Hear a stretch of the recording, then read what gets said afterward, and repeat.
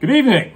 Hey, this is Mark, and I'm coming to you from Baker's Green Acres in northern Michigan, and we're having some serious weather here right now. I'm a retired GI. I worked for the U.S. military for 20 years. We got into this small farming game and have done pretty well with it. And in the last 10 years, we've been offering adult education so we can show other people how to do what we're doing. And what I'm seeing lately in the last, 2 years, I'd say, is a different group of people coming into farming. And at first it kind of set me to wondering, why would these people want to be into farming? You know, these were what I guess you'd call urban professionals with already established careers, and they're coming into the intentional lifestyle of livestock and food production, or vegetable production and greenhousing and butchering and egg laying and all the things that we do in small farms and homesteading. And when I ask the question, why are you guys doing this? I get a myriad of responses, but usually it's because, we're losing confidence in the institutions that we had relied on for so long, and so it's time for us to take this into our own hands. And this is where the message of hope and optimism comes from, because I've been optimistic forever. I just think really good things are around the corner. And you get asked the question, well, why did you get out of the military and go into farming? Well, it's because of things I saw when I traveled around the world, that really all we need is food, water. Warm place to stay is great, and the ability to create our own security, food security and other types of security. And that is all part of our American heritage, and it's there if you want it and you're willing to take it. And I'm seeing a large number of people wanting to get into this lifestyle, and that encourages me, because we're all seeing the things that we're seeing in our country, and most of it stems from poor leadership, not just over the last couple of years either. This is poor leadership for a long time.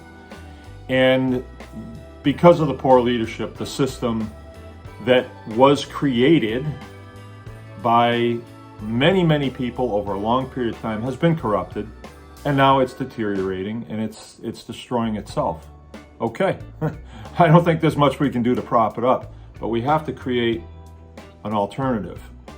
And that's where the good news is, because that is within our ability to do.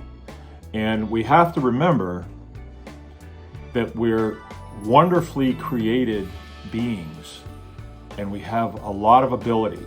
And we have kind of a saying around here that you want to look at the 3 C's. You want to look at competence.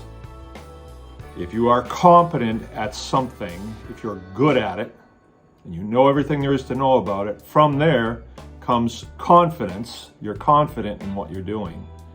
And when you have those 2 things, all of a sudden you have people come to you and say, we want to be part of your community. We want to know how to. And then we train them, and then they train theirs, and so on and so on.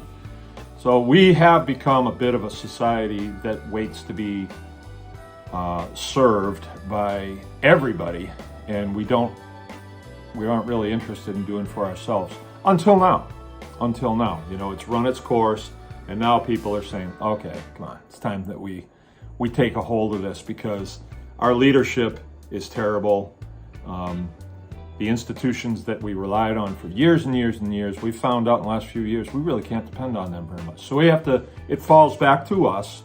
It's always been our responsibility anyway, those of us that are head of household and heads of communities. We know it's our responsibility, and we really shouldn't be handing it over to anyone else. So now is the time, and I see people, I'm not having to shake people and say, you need to do this. People are coming to me and saying, show me how to do this. And I'm sure we'll show you how to do it. because all boats will float higher. We will all do better. And there's a lot of confidence in our lives going forward if we take hold and do what we need to do. We need to become more self-reliant. We need to know how to grow food. We need to know how to do everything from delivering a baby to stitching a wound and everything in between. And those things are all there. We're in an information age where you can find anything out that you want. And now is the time. So I'm optimistic for the future because I see people coming to this a lot. So there's my message. I hope everybody has a Merry Christmas and go into the new year and do the thing. Do the thing and you will have the power. And remember, anyone can farm. Good night.